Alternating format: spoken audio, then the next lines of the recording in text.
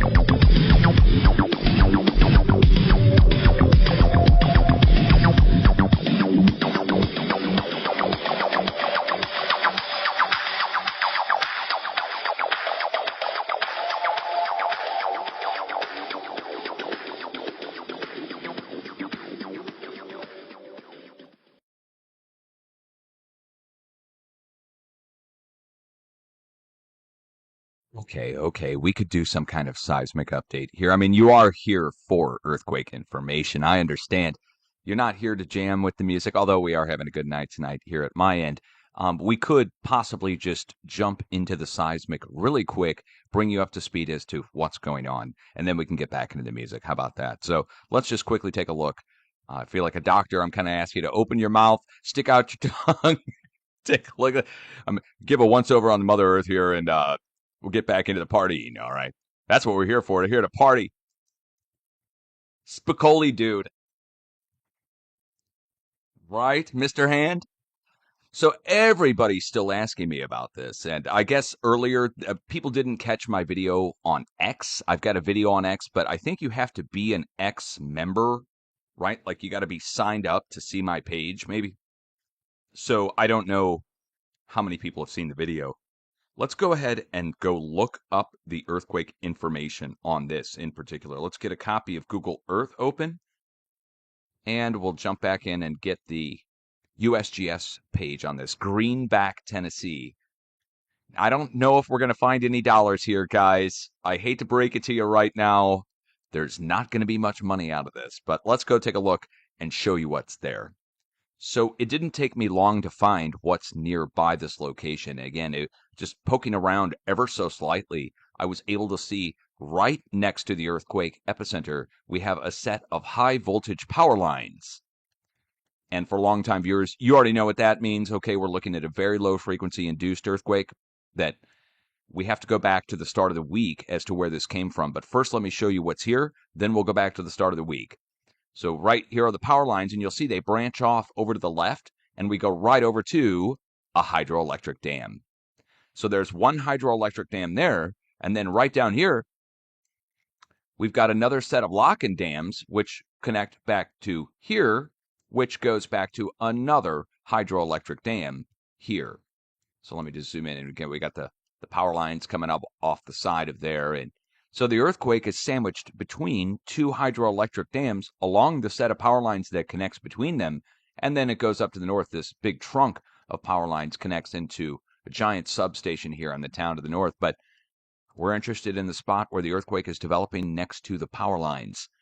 So what goes on here is we really have power that's being generated that's very low frequency, and then down in the plate, we have a ultra low frequency or very low frequency, I don't know which, probably be both, electrical signal in the plate from Mother Nature following the edge of the North American Craton, which we have outlined here with the arrows down through Texas and over to the East Coast. So Texas, all right, now this should ring a bell because a few days back we had this. A 5.1 to 5.4 earthquake, one of the largest in state history for Texas, striking on the edge of the Craton first there, then the 4.1 striking over to the east 2 days later.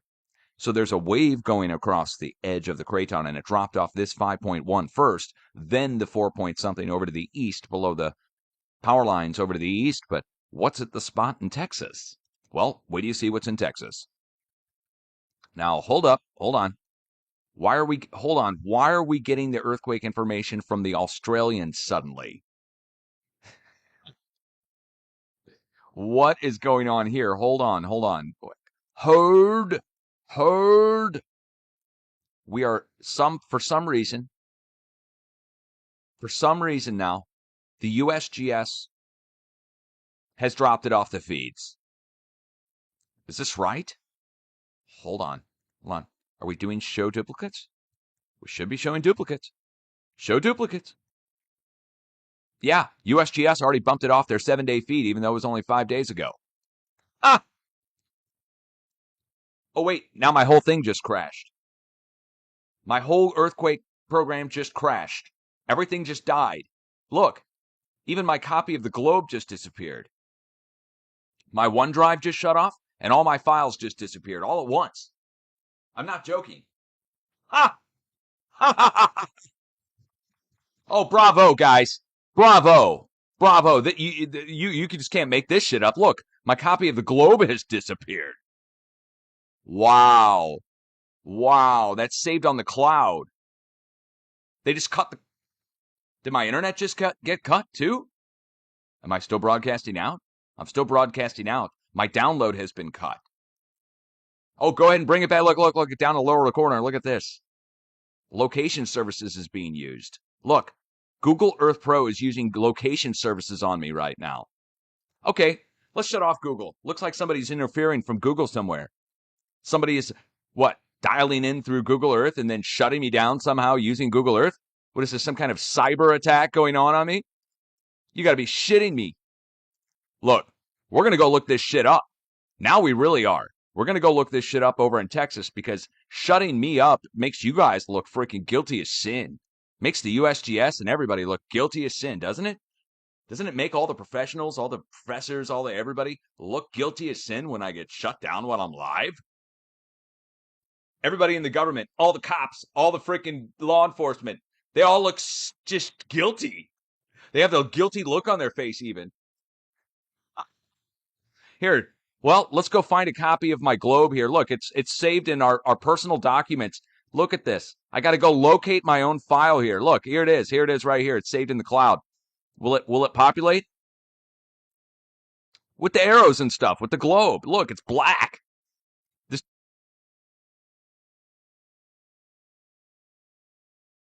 screen just went black and my copy of the globe disappeared live while I'm talking to you. This is the most asinine thing I could ever possibly say. Okay, let's close Earthquake 3D completely. I can't believe this is happening live. I'm glad you guys get to see it. You wouldn't believe it if I told you that, hey, I was getting on to show you what was happening over in Texas, and all of a sudden, the USGS dropped the 7-day feed, and all of a sudden, a 5-day-old earthquake disappears. The biggest earthquake in Texas history as I'm trying to show you something. And then my copy shuts down? No, let's go reopen it. Come on. Oh, yes, we want it to open. Oh, no, oh, wow. Wow, it's all back.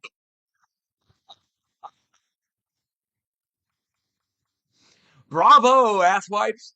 You guys look stupid. Everybody's shutting me down. What a bunch of morons. Every person that ever shut me down is either a shill or a moron or both, or they're getting paid to do it.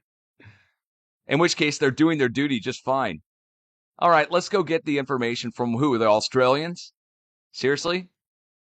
All right. I don't mind. Don't hate the player. Hate the game, guys. We'll get the coordinates and go put them in on good old Google Earth. You just can't make this shit up.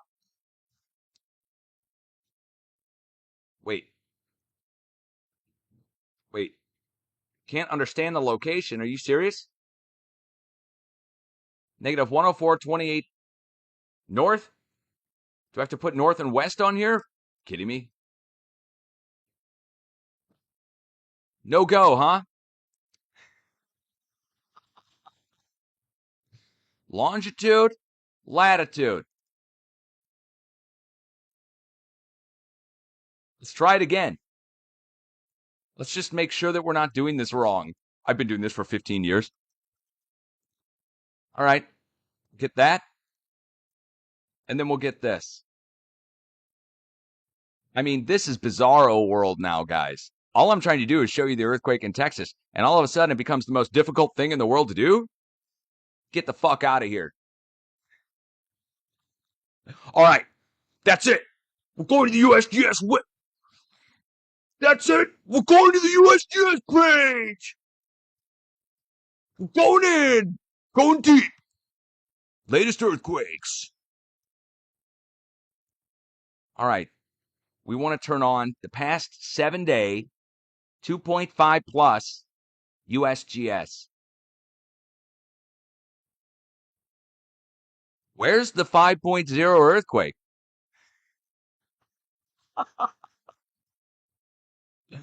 Where is it? It's gone. It's gone. Let's just make sure that this hit on. Yeah, it's gone from the 7-day feed, even though it's not been 7 days. Quick, get that shit off there.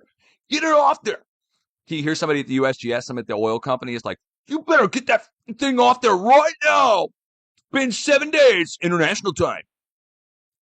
Okay, we're going to get the coordinates on one of these threes. For sake, man. I can't believe this. The coordinates from the Australians aren't working.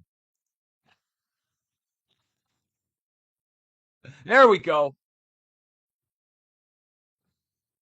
Oh my God, this is the most bizarre freaking update. So our 5-point-something earthquake struck right here, right below this. All that to show you this. The solar farm. All right, let's go back and start over. So, a 4.1 earthquake struck next to the hydroelectric dam power lines connecting between the two. But before that, just a few days before, we got our 5-point-something record earthquake here. One of the record-breaking earthquakes for Texas. Again, it's like, I think the biggest was 5.9, 5.8, somewhere in that range. So we're talking about one of the biggest in state history, and it's below this. The power farm, the solar farm. Now, guys, I've showed you for years that the earthquakes are striking below power lines, power stations, Doesn't matter whether it's solar, wind, nuclear, coal fire, natural gas-fired power plants, or hydroelectric dams. Now, really, this has to do with the edge of the Craton, which you can even see here on Google Earth in the landscape itself.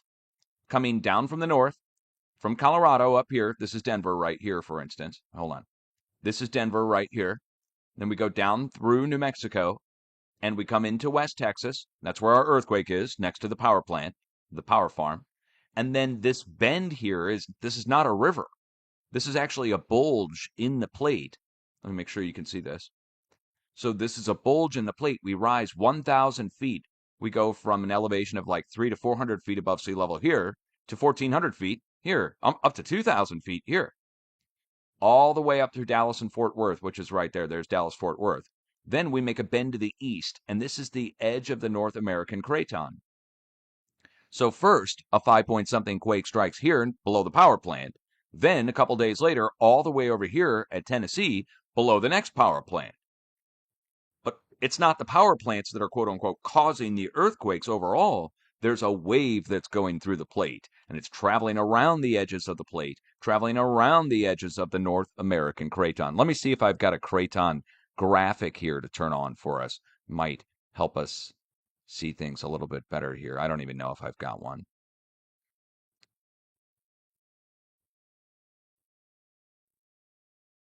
Craton. There we go.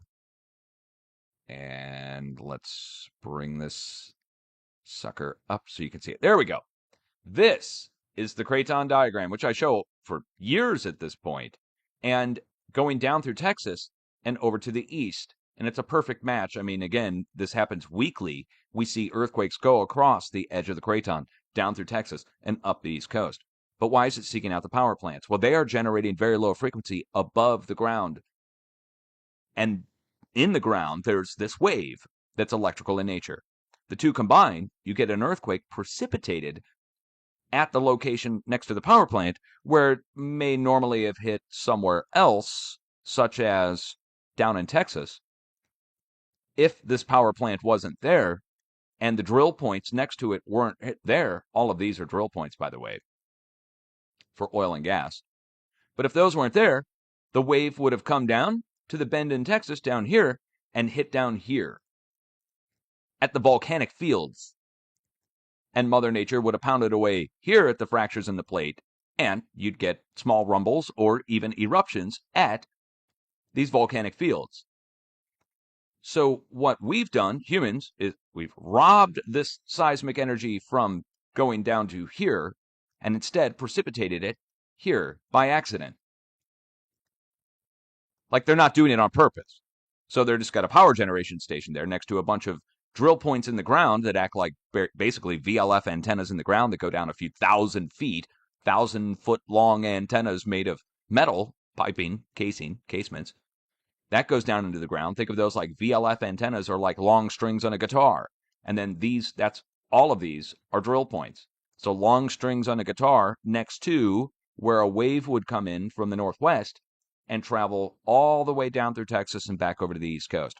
So why did we get it? Well, we have to actually go back up to here where the wave came from. So where did the wave come from ultimately? It came from all the way up here. And we go back to last week and the 5.5 level activity that came in rolling in up here first, followed then by 5.4 down here, well, 5.1 if you go with the Australians, and then a 4.1, 1 magnitude less, striking over on the east side of the Craton. I would expect next for a new 4-ish type earthquake to strike in the far northeast. That's Quebec, Maine, Vermont, New Hampshire, somewhere right in this area, for a new 4 to strike. And USGS may not report the 4-point-something earthquake if it strikes right across the border. We'd have to get the information from someone else, like the Europeans or the Canadians.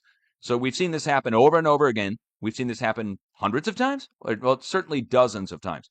We've seen 4s and 5s go across the plate, reach over to the East Coast, and then a few days later, up in the Northeast, we see a new break.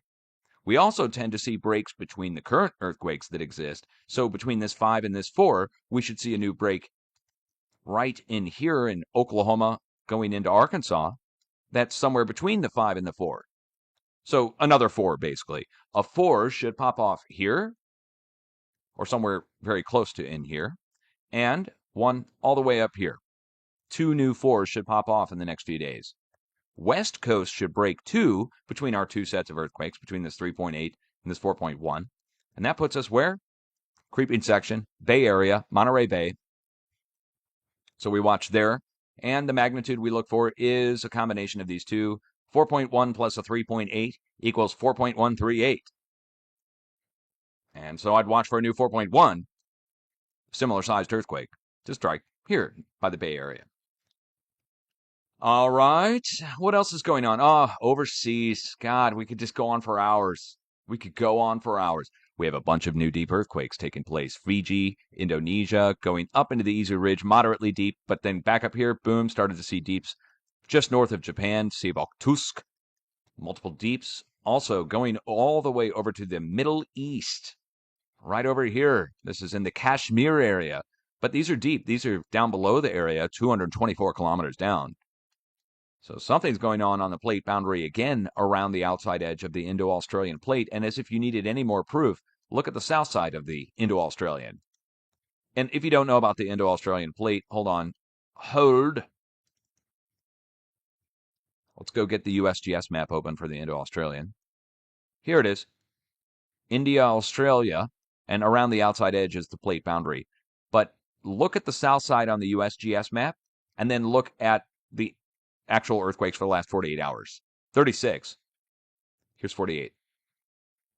48 hours really shows it. Going across the Indian Ocean, back down to our letter X here. X marks the spot, hit directly, 4.6. And Dutch Since logo. Dutch Since period. Literally. 4.6 there. And then we have a 5.6 on the X here. All the way on the other side, what do we have? 5.1, 5.0. These were actually 5.5s to begin with, but whatever. They downgraded them to 5.1.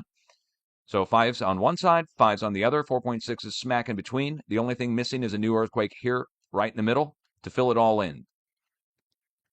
And when I say fill it all in, I mean with equidistantly spaced earthquakes all the way around this. All the way up here, deep earthquake activity where the blue earthquake is, deep earthquake activity at Indonesia, and deep earthquake activity at Fiji. Down below Fiji, down below Indonesia, down below the Mideast, something's going on down below the edge of the plate boundary on the north side. Meanwhile, up at the surface, all of these are taking place. So, simply put, one side of the plate, down below it, up here, something's going on, and up at the surface, we're compensated, if you want to think of it like that. There's only a few spots to fill in to go around the whole outside edge of the plate. This is 48 hours worth of earthquakes, by the way. So it's not like we're looking at a week's worth of earthquakes. Here's the whole week. So we still need to fill in that one area down here, and that will be a perfect fill-in all the way around it. It will basically, you have to look at it like this. The whole Indo-Australian plate just shifted on a mid-range 4 to a mid-range 5 level in 2 days' time. How much energy do you think it would take to displace the whole Indo-Australian plate on a mid-range 4 level? It's not like these are all ones. All in 2 days' time. A lot of energy. It would take a boatload of energy for that to happen. So what's causing it? Well, something down below. All the way up here. I would expect a new large earthquake to break off in between our new deep earthquakes. So a large earthquake, when I say large, I mean it. So it usually is 7, 7.5, somewhere in that range. 7 to 7.5s usually pop off in between our sets of deep earthquakes when we get a whole bunch of them.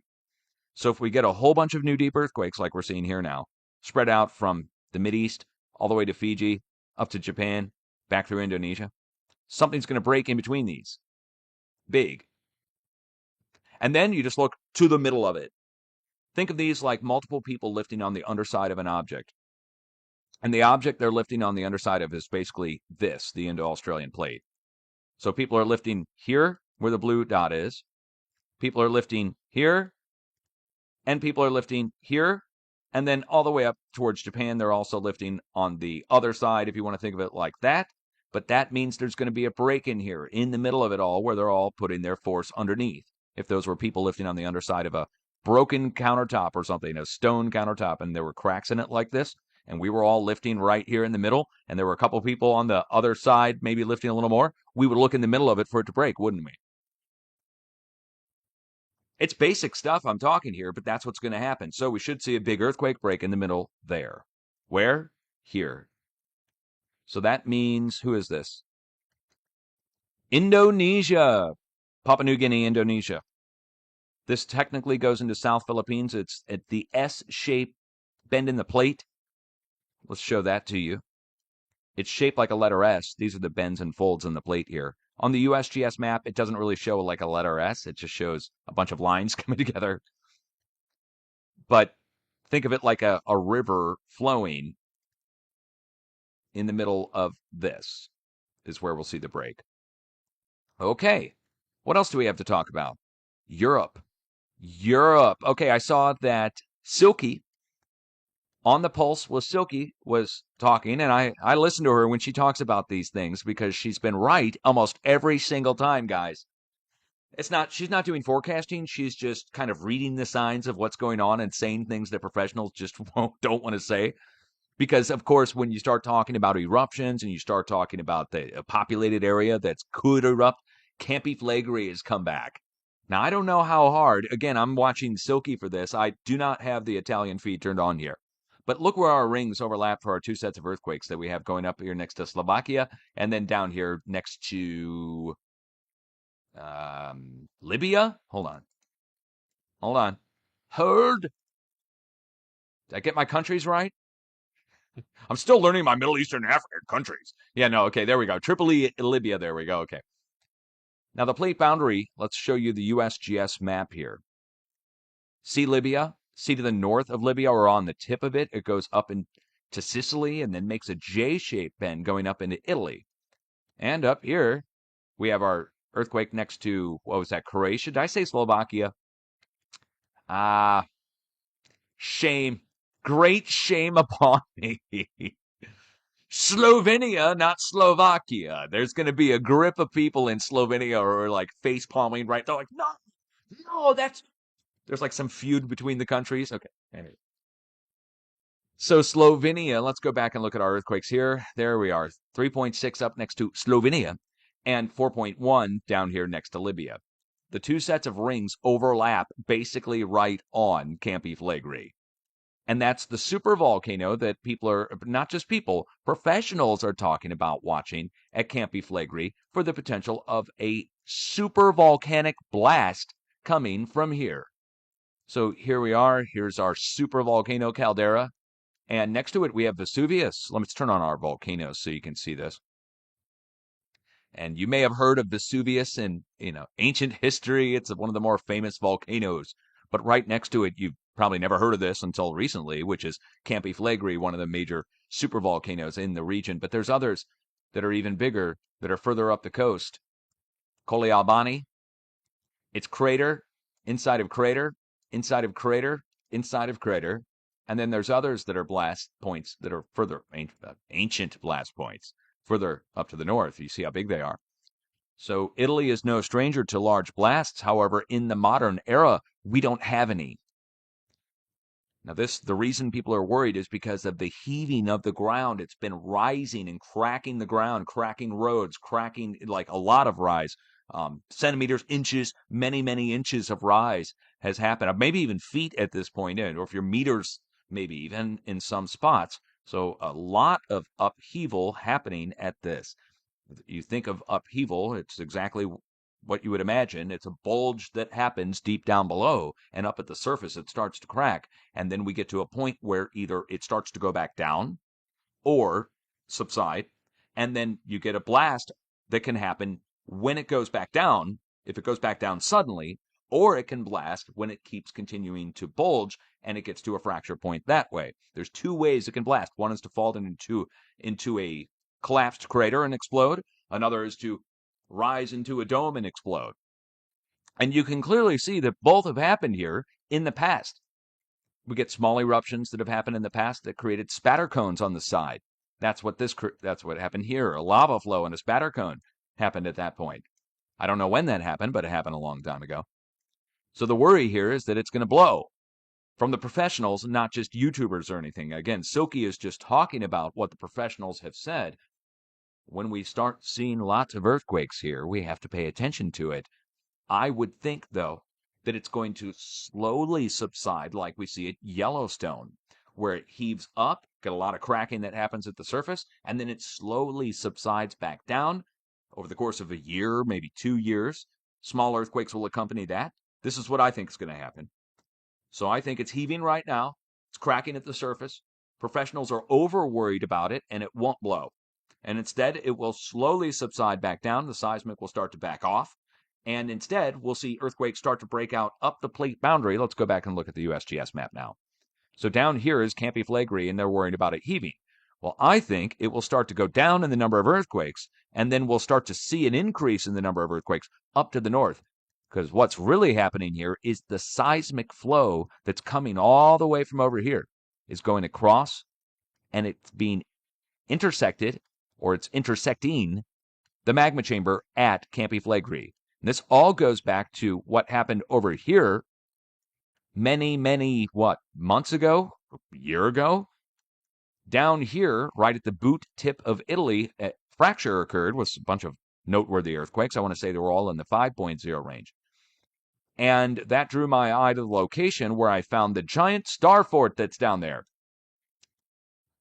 Now let's get that on the screen here. All right.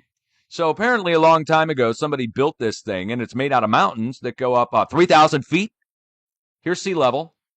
And then we go up to 3,000 feet. We go over here, and we're going up to 3,000 feet. We go down to here. We go to 3,000, 3,000, 3,000, 3,000, 3,000. And it's shaped like a bastion fort. However, it's made of mountains.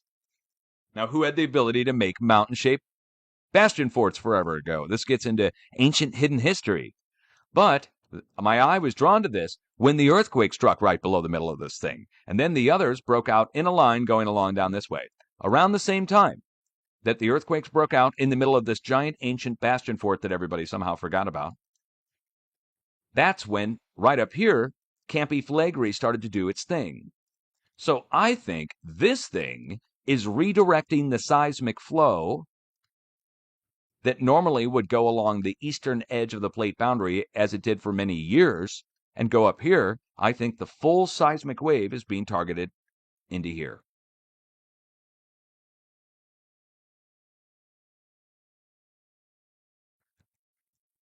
Through this. Let's get it centered then. Again, there we go. So this would be direct.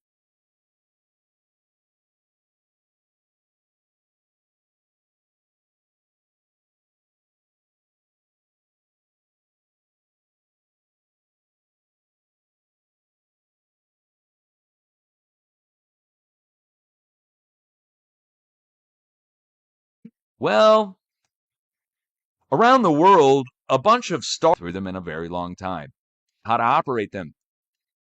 Or maybe they're just coming back to life. All I know is that next to it, again, the Starfort stuff, I understand people just like their eyes glaze over. They don't want to believe it, but it is what it is. At the same time that the earthquake started below, I didn't know that thing was there. The only way I found it was the earthquake right below the middle of it. That being said, I think that is directing the flow into Campi Flegrei. But I think we'll get a break down here. A big break, like what we saw a few years ago, like 6 years ago. We had a huge break, 7 years ago. Huge break here next to Greece in the Ionia range. I think we'll have another one of those. It'll probably be in the 6th level. And then you'll see the seismic flow die out at Campi Flegrei and pick back up to the north between Turin and Milan. Then you'll see South France light it up. And you'll see the English Channel light up again. Come on, when was the last time we had an English Channel earthquake? Think about it. Longtime viewers, guys, when was the last time we had an English Channel earthquake? It's been like years, it seems like, right? I mean, that we get reported from Geophone Potsdam or from the USGS. So that has all stopped as this is all picked up. That's letting us know the wave is being guided into the volcanic system. I don't think anybody's doing it on purpose. I just think that's what that facility or whatever that thing is. I think that's probably what it was there for. Maybe to control the flow. It's starting to look like these giant star fort locations are designed to control or direct the flow of very low frequency in the plate. Frequency, ultra low frequency, extremely low plate being guided by these places. I mean, it is what it is. I understand it's like sounds incredible, but it just means that there was an advanced civilization that was here a long time ago and that they had figured out and mastered how to make these five-sided bastion fort shapes that guide energy across the plate in a certain direction. Like, for instance, this is the United States. There's Arkansas, there's Missouri, Illinois. Just pick your favorite state. Look at which way I have this pointing. So it's turned upside down, basically. But the size of states, and this is a five-sided pentagonal star fort that's built into the middle of the United States, and the New Madrid is on one side, and then St. Louis is on the other. At the very tip of it is the Fort Riley, or wait, Fort Gibson. Wait, hold on, let's get the name of it. We got the military base, Fort Gibson, at the tip of it, and in the middle of this thing is Fort Leonard Wood and Branson, where they deliberately flooded the middle. So obviously that was where entrances to this thing were. They put the military base on the backside right here, and out at the tip is the old fort. Now that's just one of them. They're all over the planet. There's another one on the West Coast. This one right here. There's a military base in the tip of it. It's five-sided. It's got the Grand Canyon on the back of it, and we got the earthquakes below the tip of it on the San Andreas. San Andreas comes down and touches to the tip of it at Fraser Park, right here, where they have a bunch of quarries just by chance. Yeah. Um, yeah, just by chance, we got a bunch of quarries in the tip of that. I'm just going to go there right now and just show you the final tip on this, which is the five-sided pentagonal star fort shape that makes up the outside edge of Antarctica. And it's 6,666 miles long. But the reason I'm showing these to you is because the earthquakes are striking below the tips of them. We get back over to Campi Flegrei.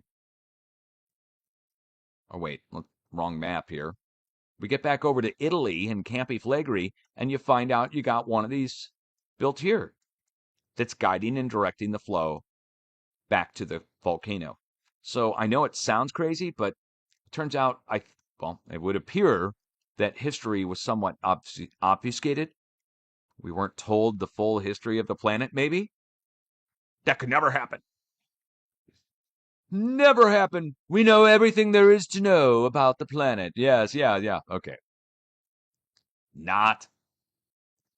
Back to the whole point of doing this little update, guys. It looks like we're getting ready to take a step back up into the 7 range. So we have to warn Indonesia into Philippines. This goes back to this past week. We got off lucky this past week with the 6.5 level. Take a look. 6 to 6.5 is where we ended up. And that was spot in the middle of where we were looking, but I was looking for it to go a little higher into the 6.5, topping out at 6.5. But it was 6s across both plates. This time it looks like we're taking the next step up. I mean, come on, one more time. We've got a bunch of deep earthquakes. It looks like a pincushion. When the Earth starts to look like a pincushion like this, even the untrained eye should be able to tell that these deep earthquakes that are raised high up, they're somewhat evenly spaced across a huge area. And if you get a bunch of activity down below something, you can expect activity up above it on the top side of it. When we're talking about seismic, I mean.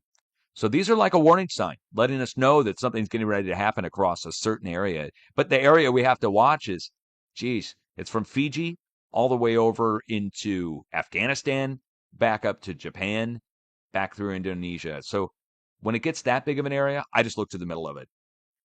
I know it sounds primitive, but you would eyeball it. You look in the middle of all these areas that are moving, and that's the spot that's going to break. Common standard physics comes into play. A bunch of people lifting on the underside of something. That example is a good example, for real. But instead of people, it's a seismic wave that's coming up from the underside of the plate. Then we get into where it's coming from. And we get into a whole lecture on what's generating this very low frequency electrical seismic wave from down in the core of the Earth, vibrating like a bass drum.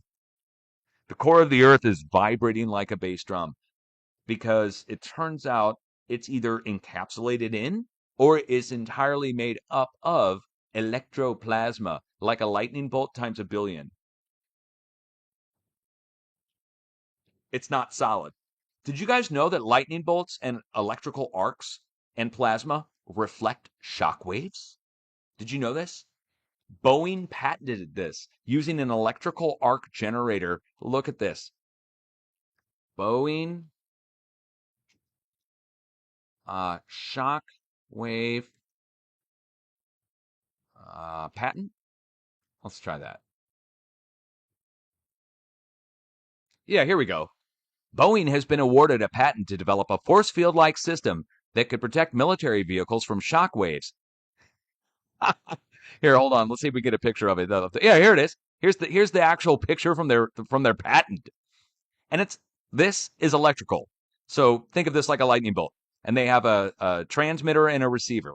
And the lightning bolt will reflect, or the arc reflects the shock wave, but it doesn't stop shrapnel. So the flying shrapnel that's physically flying through the air doesn't get reflected, but the big blast shock wave that would blow over the Humvee or blow out the building gets deflected away by the shock. The shock wave itself gets deflected by the arc. Now, this is going on down inside of the core of the Earth, guys. And when a seismic wave comes along, it can reflect off of it like it's a solid. And professionals have all thought the core of the Earth is solid because it's reflecting seismic waves off of it. Some seismic waves pass through it slower, the others reflect off of it. It's an electroplasma. They haven't figured that out yet, though, because they think it's a big ball of metal. It turns out it's not. It might be a ball of metal that's vaporized in a plasma-like state, since the lightning bolts, if you want to think of them like that, are hot enough to melt every element known to man. So a plasma torch at the core of the Earth that's made a giant vaporous ball of metal that reflects shock waves as if it's a solid, thus convincing professionals that the core of the Earth is a solid ball of metal, but instead it's a giant electroplasma, and that explains the giant electromagnetic field that goes way out into space. Because metal balls just don't do that unless they're giant magnets. Even solid iron melted and will not do that. So it's an electroplasma that's emitting the large electromagnetic field that goes out into space. It's an electroplasma that's melting every element known to man, turning it into a vaporous state and melting everything up to the undersides of the plates. It's not heat generated from weight. We were all told that the weight of the rock up on top and all the weight of the Earth is compressing all the elements and melting them, you see, through weight. But last time I checked, if you wanted to melt something, you don't put a bunch of weight on it. You can put a shit ton of weight on something. It doesn't matter how much weight, and it still will be flattened out. Yes, there will be heat created, but the weight alone is not generating the electromagnetic field going out into the vast distances of space around the planet. Therefore, there's something else at the core of the Earth, and that's what's generating our very low frequency that's vibrating up like a bass speaker. And that electromagnetic vibration, that radio wave in the plate, is hitting the underside of the plates that are rigid and then following the plate boundaries out away. That's what I think's happening. Again, if I might be wrong. Could be wrong. Oh, hubba hubba. Hubba hubba, Dutch. You could be wrong. Oh no. Okay, all right. You like, I'll wrap it up. Wrap it up with that. Here, take a look at this. Here's the standing wave experiments done at UCLA, but we're going to actually, no, we're not going to even bother watching that tonight. You guys having a good morning, good afternoon, good night, good evening? There's your little science lecture on something that I had to figure out on my own while everybody said I was faking the earthquakes. Imagine trying to do all this research while every head in the world is freaking coming after you. You got the government on you. You're getting flyovers. You got the FBI calling you a threat. You've got government trying to call you for your arrest. You're literally just doing earthquake research. Talk about bizarro world, but that's where I lived. I guess I still live there, but I'm trying to get out of here. It's kind of like the Truman Show, but worse. All right. What else happened? Oh, yeah. We went to this graduation tonight. My nephew, man, this kid's an accomplisher. He's done everything that I wish I would have done at that age. Been responsible. The kid's responsible. 4 point something GPA honors. Hockey star to top it off. and had the whole family life went to shit for him in his, like freshman and sophomore year. Man, when that happened for me, I became a punk rock loser. Started doing drugs. That was me.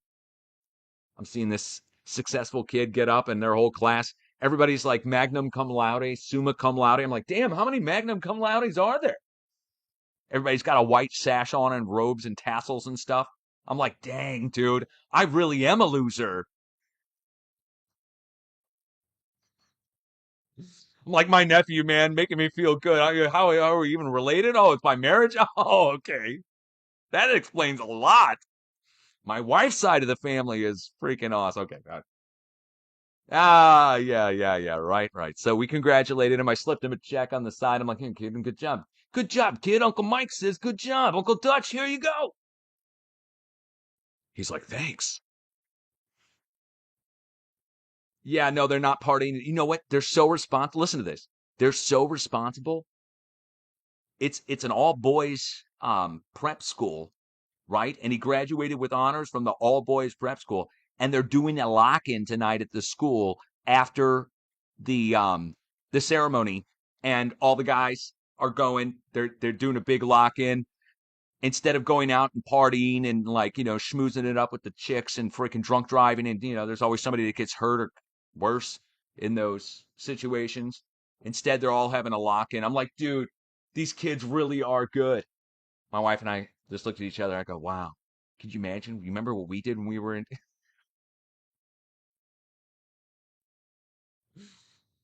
Yeah, right. Isn't that good? Right? That's so awesome. I'm like, yeah, awesome, man. No drinking, no sex. Dude, this is perfect. Whoever thought this up is just genius. The only thing missing was like some dinner afterwards for everybody to eat. It would be perfect. Yeah, that's how they do it. Yeah, the Catholics, right? Yeah, they're doing something right. Okay, anyway, yeah, so it was good. It was good to see the youth of today actually like accomplishing something. It gave me hope for the future seeing them all. They all said a prayer and everything. It was pretty awesome. Okay, yeah, what's cool? It was well here in St. Louis. There's several I mean, just like any big city, there's several Catholic schools. One of them is called Saint Vianney or Vianney. It's a Catholic, not Jesuit. God, what are they? Marianists. They are Marianist Catholic.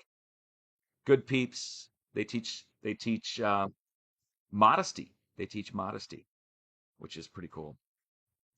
All right. Anyway, awesome.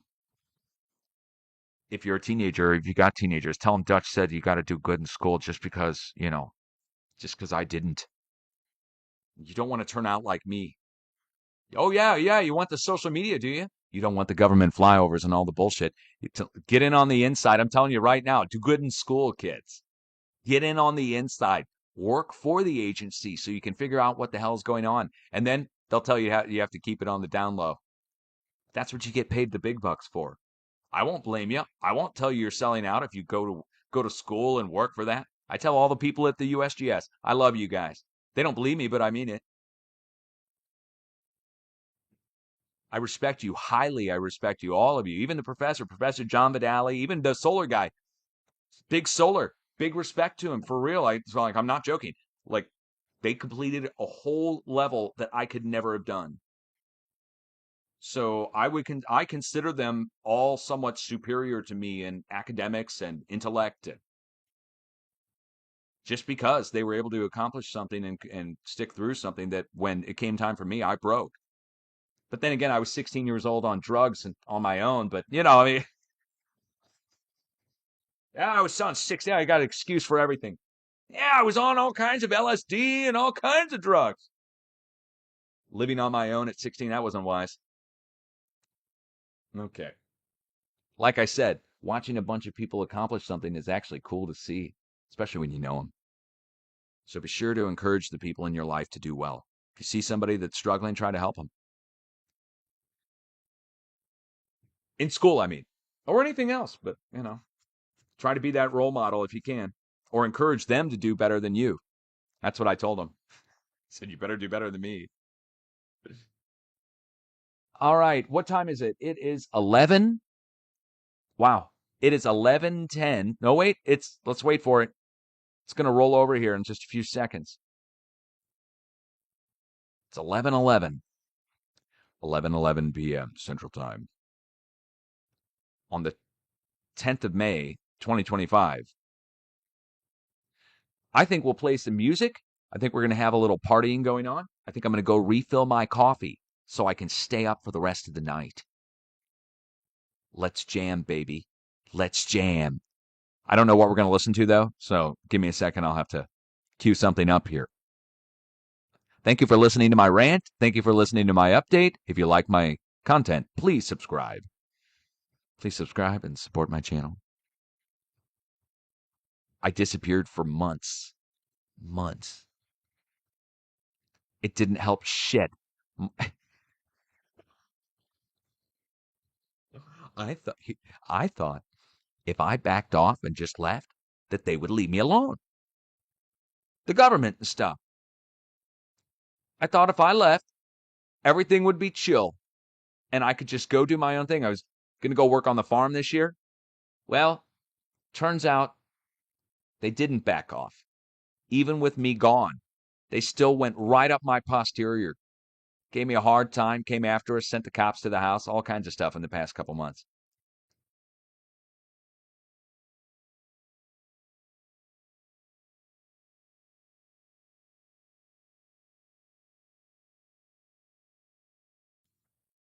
Damned if I do, damned if I don't. Might as well. Might as well do it then. I mean, that's what I'm known for, earthquakes and weather modification. Now, we've got a real problem with this weather modification thing because of the fucking militia that just showed up saying they're going to attack radar stations. So I'm going to have to say it to the militia guys again. Guys, I really wish you wouldn't do that. And I think you really fucked it all up. And you're probably trying to do it on purpose to fuck it all up so that I can't talk about it, right? I mean, tell me you're a shill without telling me you're a shill. Dude. Oh, we're going to go attack the radar stations. All right, Fed. Whatever you say, Mr. Federal Agent / anarchist, rebel, militia, don't tread on me type guy. Did the Bundy Ranch finally stop paying out and this one needs to go now? Like, get out of here. Get on out of here. I'm telling you right now, get the hell on out of here. I'm the earthquake guy. I'm the next rad guy. You guys aren't invited. You aren't invited. And we don't want to blow up the radar stations. No, don't want to do that. No, that's not going to work. So I've got an idea. All the fake militia people can just go back to the holes they crawled out of. And I'm going to start talking about next rad and weather modification again. You guys, I'm telling you, man, you should have just let me go. Unless you want me back. See, I had this idea, too, that the feds really want me here. You know why? Everybody's grifting on me, man. They know I'm not a threat. They know it's not a big deal. But in order to keep getting their paychecks, doing a posh, easy job of monitoring Dutch, what do you want to bet they got a few agents out here where I live? And they got to monitor me. You know what I'm saying? But in order to monitor me, they're going to need to bring their fishing pole out here to the lake. Right? We're going to need to plop a line in the water here. Zzz, sit there all day and fish on the other side of the lake. Got a camera running. Right? I can see the grift already because I'm not a threat. We're going to need to buy some 4x4s to go out there and drive around and monitor Dutch. We're going to need to get some fishing poles and some 4x4s and some canoes. We're going to go out there and monitor Dutch. This is the law enforcement now, right? And then they're like, you're a pilot for law enforcement. You're a cop. You're flying the cop chop. You're sitting in the scramble quarters at the base or whatever. Maybe not Air Force Base, but airport. The alarm sounds and the text comes in, and it's another flight over Dutch. Well, tonight's going to be an easy night. Tonight's going to be a typical night. Going to go fly over the lake. Going to go around. Go say hi to Dutch. Make sure he hears us. Fly away. That's what you're going to do. It's a grift. It's a way to get paid. That's what you're doing. Grifting on the gov, using me as the excuse. It's sad, man. But I don't blame you. You got to justify your job. And you don't really want to chase anybody dangerous, do you? It's dangerous. You could get hurt or something. So why not monitor me? I get it. They probably use me for training in the military too. Tonight's secret mission, you're going to be flying over Dutch. You're going to block his internet signal. We're going to use the blimp from Oklahoma to zap his computer, and then you're going to parachute in on his roof. Make sure that you don't hear him, or he doesn't hear you. We'll give you an invisibility cloak. Your mission is to infiltrate Dutch's garage and see how many plants he still has growing, if any. They get in. There's none. Sir, there's no wheat here. What do you mean there's no wheat? Okay.